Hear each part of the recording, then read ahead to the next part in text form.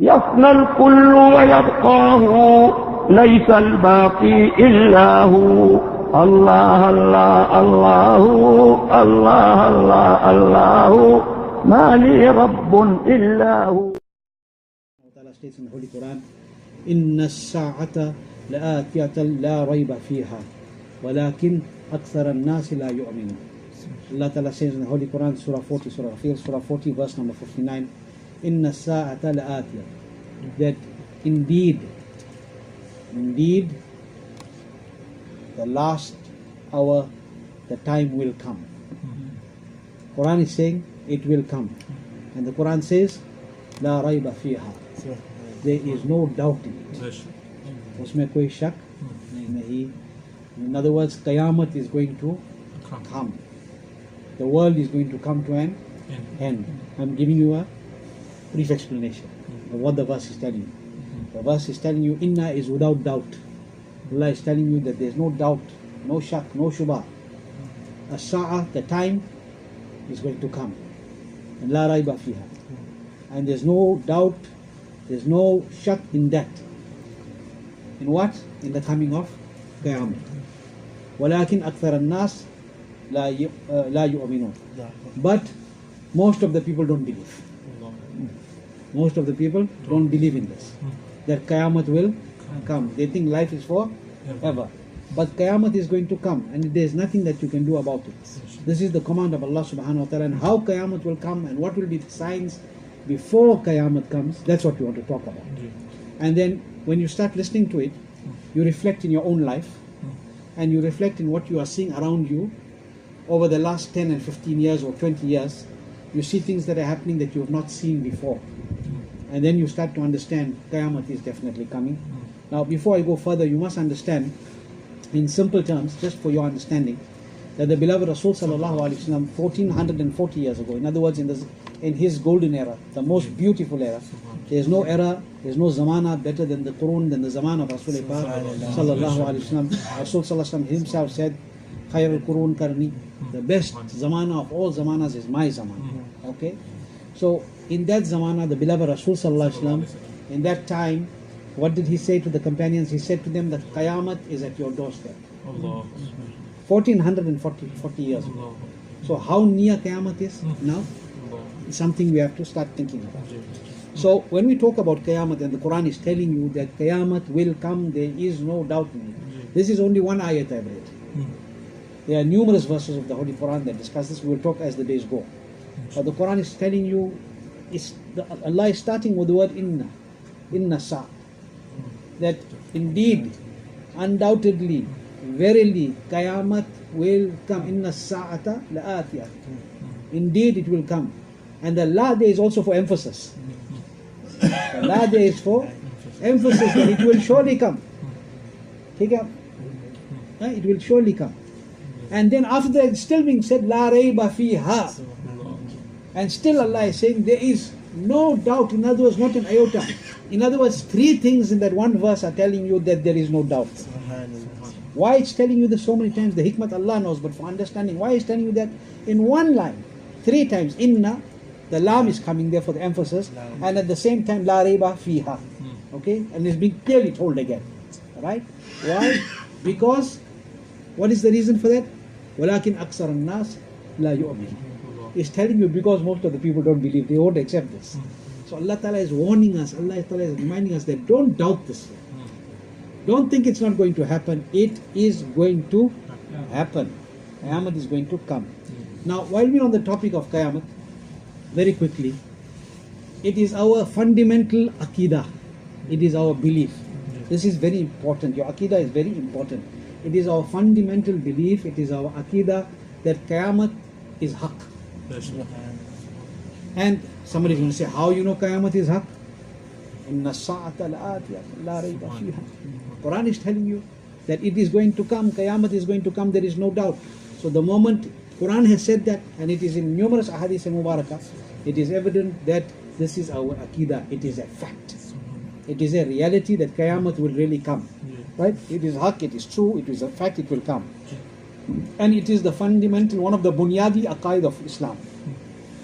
Now a person who rejects Qiyamah coming, out of the fold of Islam. So the Quran is telling you that Qiyamah will come. Okay? So those who don't believe in Qiyamah are not believers in reality. Right? Qiyamah will come. It will come, and it will come in its appointed time, when Allah wills for it to come. Right? And it will, and the great scholar said, it will most definitely come. Why are they emphasizing so much? Because of the emphasis that's already in the Holy Quran about the Qiyamah. Right? Now, any person who rejects the reality, the haqqaniyat of Qiyamah, or even has the slightest doubt regarding it, according to the Shariat, is kafir. According to the Shariat, he becomes kafir, he is out of the folds of Islam. Allah subhanahu wa ta'ala has fixed, Allah ta'ala has set, Allah ta'ala has appointed a certain day in which to give either the reward or the punishment to his servants. It's the will of Allah, he has set a special day. That is why when we spoke about Maliki Yawmiddin. Okay? Allah ta'ala is the Rabb, the master of the day of recompense, the day of retribution. Okay?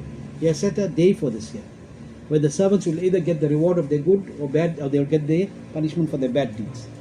It is the day when he will give Jannah to the pious and Jahannam to the disobedient. Now, Qiyamah, we all hear Qiyamah. You know, when you hear the word Qiyamah, today people joke about Qiyamah. It is not something that you should joke about, because it can destroy your iman. Okay? It's a serious issue. Now, we speak about the word Qiyamah, and we know that this day that we are talking about, and that the Quran is talking about, that sa'ah, that moment, that day, is called Qiyamah. Okay? Now, the scholars have said that Qiyamah is of three types. Qiyamah is of three types. One is called Qiyamah al-Sughra, one is called Qiyamah al-Wusta, and one is called Qiyamah al-Kubra. The scholars have talked about this, and they have explained that it is in three categories.